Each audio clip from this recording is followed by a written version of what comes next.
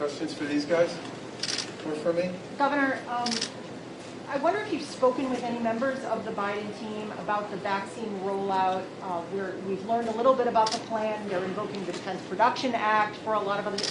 Everybody wants to know how this is going to translate into potentially the state improving how quickly the rollout goes. So, Secretary Sutters and I have both had conversations before yesterday with members of the incoming administration. I mean, obviously, Rochelle Walensky, who is going to be I guess, today, the new director of the CDC, served on the lieutenant governors and ours medical advisory board, and Eric Lander is going to be, who's also on that medical advisory board, is going to be serving in the cabinet as the president's chief science advisor. We haven't talked to anybody since inauguration. Most of the conversations that took place beforehand were really around this whole issue of visibility into the pipeline, because it's visibility into the pipeline that gives us the information we need to anticipate when we're going to have opportunities to significantly expand distribution and vaccination practice here in Massachusetts. At this point in time, the major message we got at this point in transition is to expect at least what we got the last few weeks, which is around that 80,000 doses a week. The Biden administration has talked about 100 million doses in 100 days. That would be about a 25% increase from the 800,000 doses that are currently in people's arms on a daily basis to 1 million doses in people's arms every day. My guess is that over the course of the next 10 days to 2 weeks, they will get a much better appreciation about what their pipeline looks like and can then hopefully make that information available to states and to providers. The other big sort of hanging curve in all this that we should remember is, I probably should have used a football analogy, I apologize for that, would be there are two other vaccines that are currently wrapping up their clinical inquiry. One is the Johnson & Johnson vaccine, which is one shot and doesn't require the deep freeze or the cold storage that the Moderna and Pfizer vaccines require, and the AstraZeneca vaccine, which is a 2-dose vaccine as well. If those get approved at some point in the not too distant future and they go into mass production, that could have a really big impact on the amount of vaccine that will be available for the feds to distribute, and therefore the amount that will be available for folks like the people here to actually inoculate people with. And as governor, I mean, you've been running the state's COVID response and oftentimes, at times, critical of the federal government for not giving you more help. Do you feel like, after seeing the basics of the Biden plan, do you feel like you're going to get the support you need? I certainly think the fact that this has been an issue that the president and the vice president and people on their team have talked about almost every day for the past month is a pretty solid indicator that it is going to be a very high priority for them. That is critically important, I think, to us when we think about how we should be anticipating what happens next. I do think the Johnson & Johnson product, the AstraZeneca product, if they get through the process and we then have 4 companies manufacturing instead of 2, and one of them's manufacturing a 1-dose vaccination, that could dramatically expand capacity in a pretty short period of time, which would make, obviously, for all of us who are incredibly impatient to get this thing rocking, a really big difference. Is the state's distribution system, the mass vaccination sites, various places, is it ready to go? If all of a sudden the feds start sending you a lot of vaccine, is it just basically getting it into the pipe, or is it going to take you a little while longer to get more sites online and get people to make appointments and things like that? I think within the next 10 days to 2 weeks, you're going to see a lot more site infrastructure in Massachusetts. A lot more. Governor, do you think you would change your strategy at all as far as the phased approach? And then also with this new variant spreading so easily, do we have to target some people who spread the vaccine, spread the virus more than somebody who I know your priority is people who have the most to lose? So 2 things. One, we said several weeks ago that we assumed that the variant was probably here and that at some point it would be discovered, and that in fact has happened twice.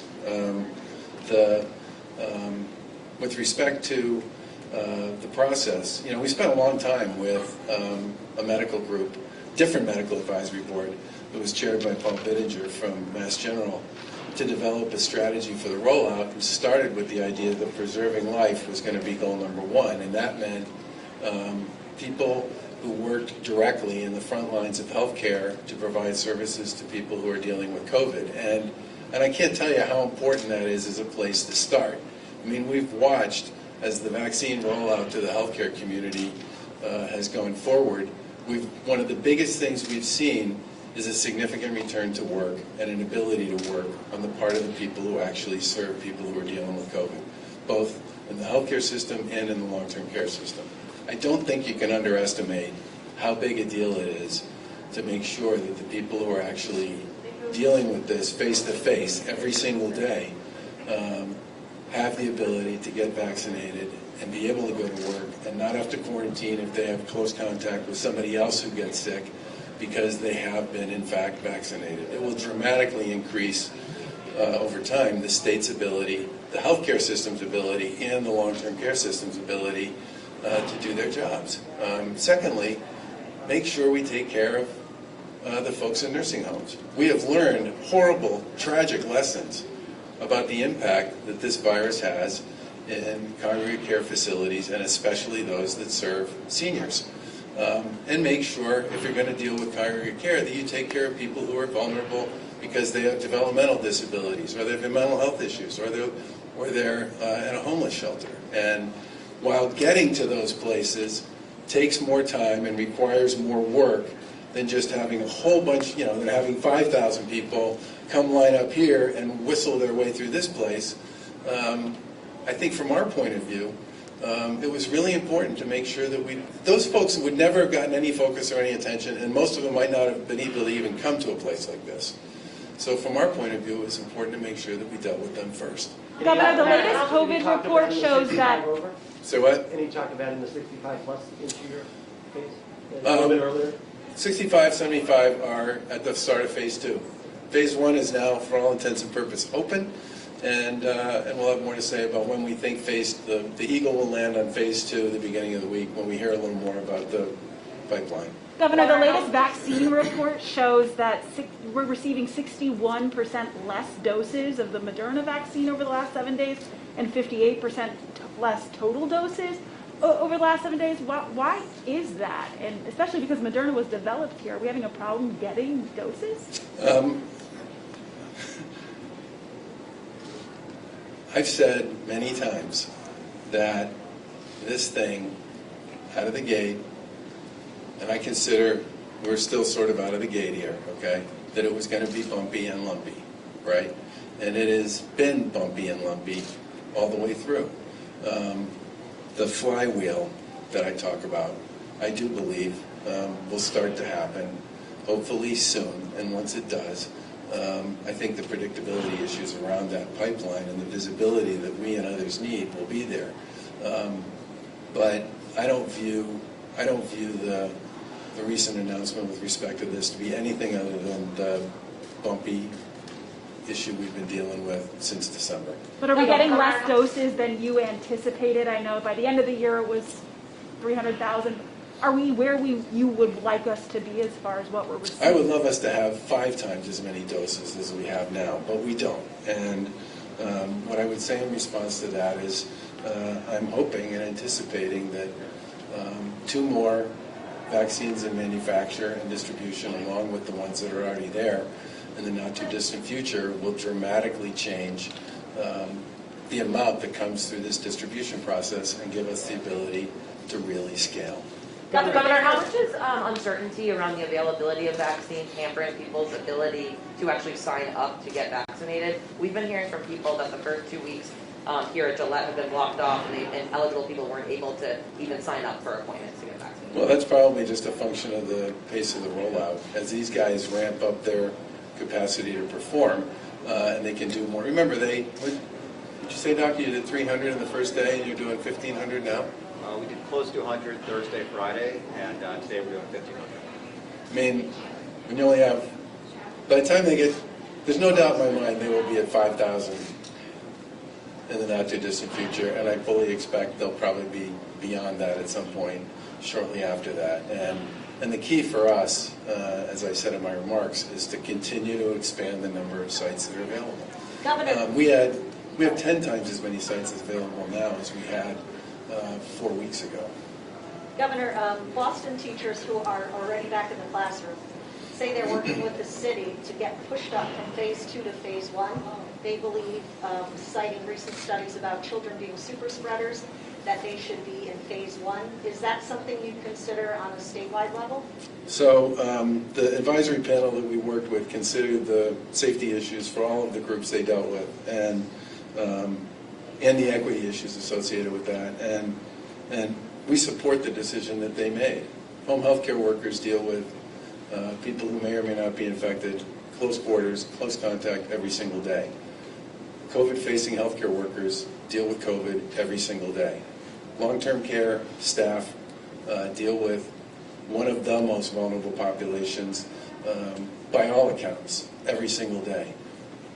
Long-term care residents are by far, because of the congregate nature of their residents and the frailty of their own physical and in many cases medical condition, are one of the most vulnerable populations out there. People who are dealing with developmental disability issues and mental health issues.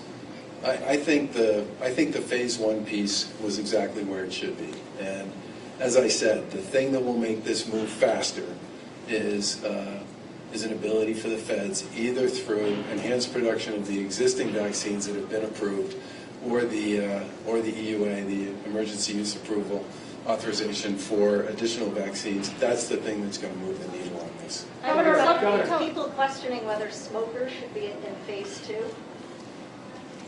Do you agree with that? Like I said, we get our advice on this from the very vast and sophisticated and very well-informed medical community here in Massachusetts, and we're following their leads on this stuff. Why don't you tell us about lifting the curfew on TV service? What can you tell us about that? Are you doing it? I think we have another presser today, right? There are reports. What can you share with Yeah. us? Yeah, there are reports out there already. We're working on a bunch of different things, and we'll have more to say about that later. Some states are considering buying the vaccine themselves from the manufacturer. Is that something you'd consider? I think the answer to that is sure. With respect to whether we would consider buying vaccine ourselves, the issue there really comes down to whether or not it would be available straight out of the gate to be purchased. Remember, all of these programs, the Pfizer program, the Moderna program, the J&J program, and the AstraZeneca program, had a big dose of federal participation, either in the act of doing the research associated with getting there, which makes the feds first in line to purchase once they got there, or the feds made a commitment that if they got the vaccine approved, that they would be the first to buy at a very significant amount. So the big question would be, how would the states stack up relative to the Fed commitment that's already there with respect to the companies that are participating in Operation Warp Speed? Did I answer that? I think so. Okay. Governor, along the lines of lumpy and bumpy that you were talking about, word out of Washington today is that the Biden administration said because there wasn't really a smooth transition with the Trump administration, there was no real rollout for vaccines through the Trump administration, no real plan. What do you make of that? I think there was a plan. I mean, generally speaking, the plan began at the end of December and has continued going forward since then. I think and I said this a couple of weeks ago at one of the press conferences at the State House, that one of my biggest worries about the sort of obvious infighting that was going on at the highest level of the administration and the president, vice president-elect's teams was that would affect the handoffs. And I said at the time that my big concern is the handoffs I care the most about are the ones that relate to COVID, and among those I worry the most about is this one. And And that's one of the reasons why a number of us had conversations with people in the incoming administration about what we knew from the outside about what was being done, how it was being done, what was being messaged and communicated to us about the future. But that's one of the reasons why I said today earlier in the remarks that I want to give the Biden administration a couple of days here to get their feet on the ground, because I don't think there was kind of the connectivity that probably should have been there to get from one administration to the next on something that's as critically important as this is. Thanks, everybody. Quick question for Mr. Kraft. If you could just, early on, you brought masks back to Massachusetts. Lots of them. And now, of course, there's the line here. Just looking around right now at all of these people lining up outside, just kind of, can you talk about what's going through your mind?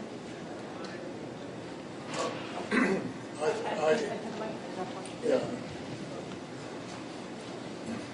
No, I didn't. I think the governor, lieutenant governor, can handle this. But for our family, you know, we've always thought that our purchasing the team would be a way to bring the community together and hopefully do good works. And you know, this is, none of us imagined this to happen, but the fact that we have a space that can be utilized to try to help serve a public need is very rewarding to us, and we want to scale, and hopefully we can use the outdoor space as well, because we have to get our country back, and I think it affects people's psychological minds, everything else, and I think getting these vaccines will do more to give people peace of mind, and I hope every venue that can do this throughout the country does it.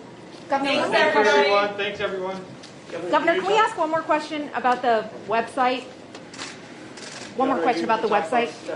I know that you've been steering a lot of people towards the website to find out what phase you're in and what to do. Some folks say there's not enough answers there, and they've called their doctor's offices or their local health departments, and they don't have the answers either. Can you tell us what we should be telling viewers who are saying, okay, I'm supposed to be in phase 1, but I can't stand in a long line like this because of my condition, call my doctor, don't know what to do? Or not all the answers are on the website. I guess what I would say is, to the extent that there are particular questions you think we're not answering on the website, you should let Sarah know what they are, and we'll get them answered, and we'll put them on the website. I do believe that if we can get more vaccine from the feds, we can create more capacity, and by creating more capacity, we can make it a lot easier for everybody. We are going to set up a number of sites like this. We are going to continue to expand, again, with the federal government's permission, which we need on this one, the pharmacy stuff. We do believe many of those sites that we set up to do first responders with local boards of health and in some cases local providers are going to become sort of go-forward sites that people will be able to use on a convenient basis as well. And I do believe ultimately we'll get to the point where, because the planning's already going on, a lot of the folks on the physician side will be able to access vaccines and guidance from the organizations they work for. But the big thing is we need more supply coming into the Commonwealth, coming into all states. Secretary Pollack, why do you think the president wanted her? Secretary Pollack's departure is incredibly bittersweet for me. I didn't know her before she joined the administration. I met her when somebody suggested that I should interview her for the job. Neither one of us thought that was going to go particularly well, and we were both really surprised when it did.